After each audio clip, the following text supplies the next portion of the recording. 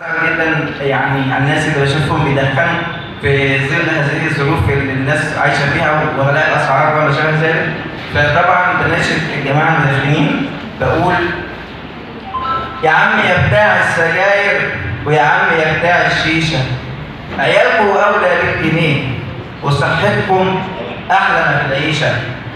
الساده المدخنين مدمنين التبغ والنيكوتين، اللي عايز يعيش في امان يبعد عن الدخان ويقرب من الرحمن، والحد كده وكفايه ويركز لحظه معايا، ومن اجل دينه وصحته ومن اجل شبابه واسرته يا ريت يسمعني للنهايه.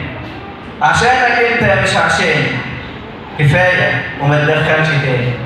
صحتك هي راس مالك، رصيدك الاولاني، حافظ عليها قبل ما تيجي في يوم وتعاني من تبغ ونيكوتين تلاقيهم عاملين سرطان في الرئه وانسداد في الشرايين. غير اللي كتير من الناس ما يعرفوش ان التدخين بيتعب القلب والبطن والكلى والكولون وكمان البنكرياس. يعني حضرتك بتدمر نفسك من الاساس، بتدمر نفسك بايديك، مش خايف على نفسك. طب تقدر تقول لي مين هيخاف عليك؟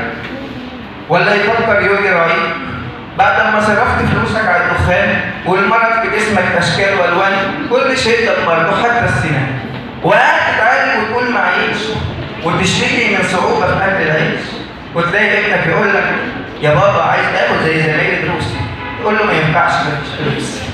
ما تعرفش تراعي ابنك اكيد ويسد راسه عشان دليل، ويبقى حضرتك انت السبب الوحيد. صرفت فلوسك على السجاير والشيشه وعيالك قاعده وشايله هم العيشه. كنت نازل سيجاره في سيجاره فاكرها شطاره، لكن يا 100 مليون خساره. بنشتكي من تلوث البيئه واحنا اصلا في الحقيقه بنشتري بايدينا السموم، وبنوهم نفسنا اننا بنحرقها وقت اللزوم، وقت ما نكون متضايق او مهموم، وشويه شويه بنشربها على ريق النوم. واللي صايم للرحمن وجاي بيفطر على اطران ما يعرفش ان ربنا نزل من القران 6236 ايه بيخاطب فيهم الانسان في كل وقت وكل مكان. وحضرتك جاي بتاذي نفسك بالدخان، تاذي نفسك واللي حواليك، بتاذيهم كمان بايديك. طب ايه ذنب اطفال بريئه تتاذى منها كل دقيقه؟ يا ريت تواجه نفسك الحقيقه، ولو في ايدك سيجاره ترميها، ومن اجل عيالك تبطل تشتريها، ومن اجل نفسك ما تفكرش تاني فيها.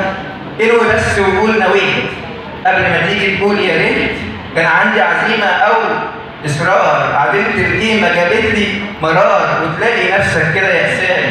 وكل ده من الدخان، والتدخين اصلا حرام، وفي حق عيالك بيكون اجرام، وفي حق نفسك يبقى انتقام. واخيرا ونهايه الكلام، يا عم يا بتاع السجاير ويا عم يا بتاع الشيشه، عيالكم اولى بالجنيه وصحتكم احلى ما في العيشه. خالص تحياتي لحضراتكم جميعا على حسن